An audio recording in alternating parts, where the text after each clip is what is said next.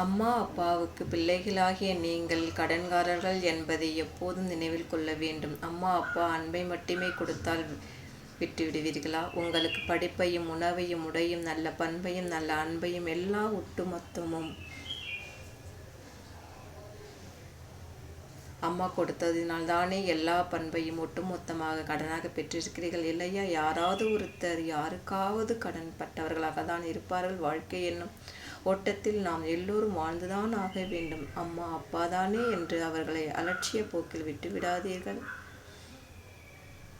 நாம் வாழ பெரிடம் கடன் பெற்றாலும் அதை திரும்ப கொடுக்கக்கூடிய சக்தி நமக்கு கொடுத்திருக்கிறார் இறைவன். பெறுவது குற்றம் அல்ல, பெறுவதும் கொடுப்பதும் அதுவே நமது வாழ்க்கையாகும்.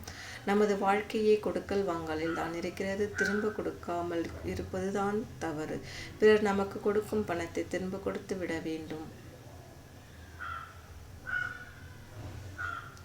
அப்படி கொடுக்கவில்லை என்றால் தான் நம்பிக்கையற்றவர்களாக வாழ்கிறோம் என்று பொருள். அதுவே நாம் நம் தாய் தந்தையருக்கு உதவ வேண்டிய இடத்தில் உதவ வேண்டும். அவர்கள் எப்படி உடல் உழைப்பு தந்தார்களோ அதே மாதிரி நாம் அவர்களுக்கு தர வேண்டும் என்பதுதான் இறைவன் விளையாட்டு. பணத்தை கொடுத்துவிட்டு விலகி போனால் இறைவன் பார்த்து கொள்வார்.